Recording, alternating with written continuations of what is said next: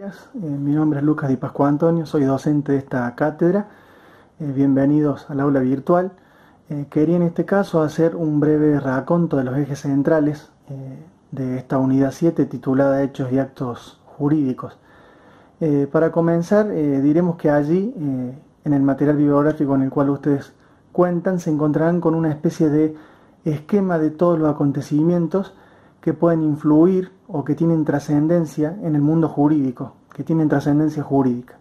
Allí analizarán entonces los hechos humanos y los hechos de la naturaleza, según tengan como protagonista al hombre o a la naturaleza misma. Estos hechos humanos a la vez pueden subdividirse en voluntarios e involuntarios, según cuenten o no con discernimiento, intención y libertad. A su vez, estos hechos humanos voluntarios, también denominados actos, pueden subclasificarse en permitidos y prohibidos por el derecho. Los prohibidos por el derecho, claro, puede ser un delito, una contravención. Y dentro de los actos permitidos por el derecho tenemos el acto jurídico como la estrella de todo este elenco de acontecimientos y el simple acto. El acto jurídico ha sido definido como toda manifestación de voluntad efectuada para producir algún efecto jurídico. Luego tendrán a continuación una serie de clasificaciones que utilizan distintos criterios para dividir, para subclasificar los negocios jurídicos. Así, por ejemplo, se habla de unilaterales y bilaterales según provengan de la voluntad de unos o más sujetos del acto jurídico, onerosos y gratuitos según exista una contraprestación, ¿no es cierto?, un mutuo desprendimiento de las partes, o gratuitos cuando por lo menos a una de las partes no ha existido para ella ninguna prestación.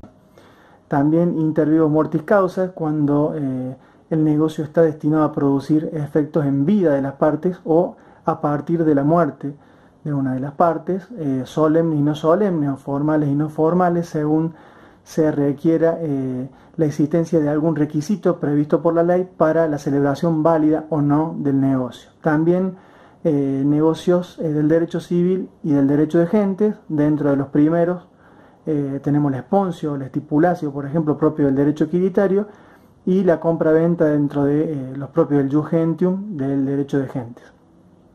Luego tenemos a continuación los elementos que puede tener el negocio jurídico. Allí encontraremos los elementos esenciales, por ejemplo, que no son aquellos que no pueden faltar para la celebración válida del negocio.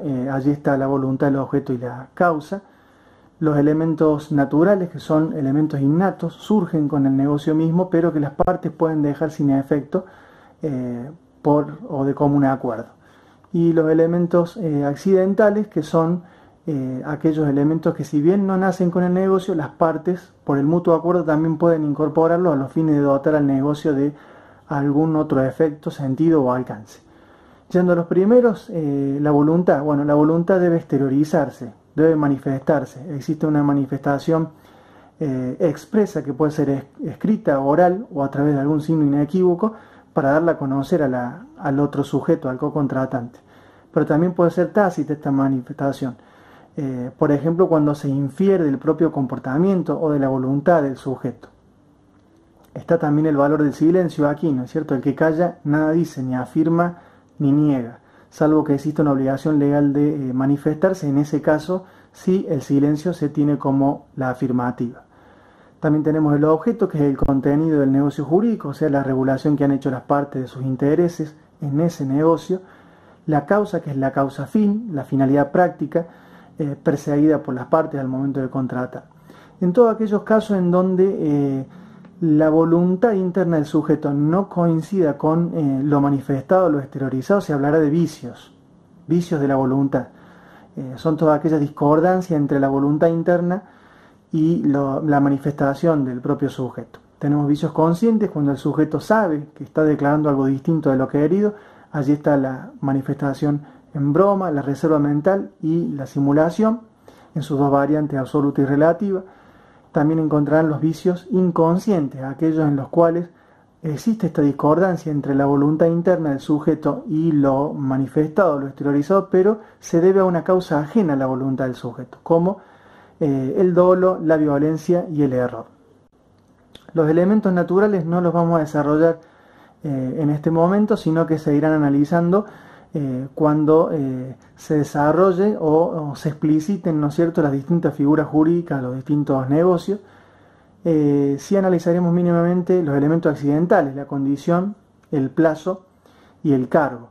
La condición ha sido definida como todo acontecimiento futuro e incierto al cual se supedita o se sujeta el comienzo o la resolución de los efectos jurídicos de un negocio. Por ejemplo, la condición suspensiva, cuando hay un ejemplo muy común en la cátedra que se suele citar, ¿no es cierto?, cuando se declara: te voy a donar mi biblioteca el día que te recibas de abogado. Es un acontecimiento futuro incierto, claro, no tenemos certeza sobre qué vaya a ocurrir, pero en el caso que ocurra, bueno, opera esa donación. Han quedado los efectos en suspenso hasta que ocurra ese episodio. Por el contrario, la condición resolutoria también es un acontecimiento futuro incierto, pero se van a resolver los efectos que han comenzado, como por ejemplo cuando uno declara al otro agente, al otro sujeto: te presto el programa de Derecho Romano hasta tanto rindas el primer parcial de Derecho Romano. Al momento de rendir el primer parcial se resuelve el efecto que había sido otorgado desde el inicio del negocio. Con el plazo ocurre exactamente lo mismo, solo que en el plazo término hablamos de un acontecimiento que sabemos que va a existir, que es futuro y cierto. Respecto al cargo, diremos que es una imposición de un comportamiento o conducta para el beneficiario de una liberalidad, como por ejemplo de una donación, pero esta conducta o comportamiento en ningún momento entorpece el funcionamiento, ¿no es cierto?, o los efectos jurídicos que estaba destinado a producir ese negocio. También se habla de la representación y la sustitución en esta unidad. Hay sustitución cuando opera, por ejemplo, el nuncio, el mensajero, ¿no es cierto?, que es un instrumento de la voluntad de uno de los sujetos ausentes, o la adquisición in potestate, ¿no es cierto?, cuando uno de los integrantes de la familia, alieni juris, adquiría algo. Bueno, estos bienes indefectiblemente pasaban a dominio de el pater familia, ¿no es cierto?, o sea que operaba como un instrumento. Mientras que en la representación tenemos que hablar de dos clases de representación, la mediata y la inmediata. El derecho romano solo conoce la representación mediata, es decir, cuando el sujeto que actuaba, ¿no es cierto?, representando al ausente, al interesado, primero hacía recaer en sí los efectos jurídicos, es decir, actuaba a nombre propio, ¿no es cierto?, y luego en un segundo acto transfería o trasladaba esos efectos al verdadero interesado, al representado. En cambio, en la representación inmediata o directa, el representante actúa, ¿no es cierto?, exterioriza una voluntad, pero directamente tiene implicancia o efectos en el ausente, que en este caso es el representado.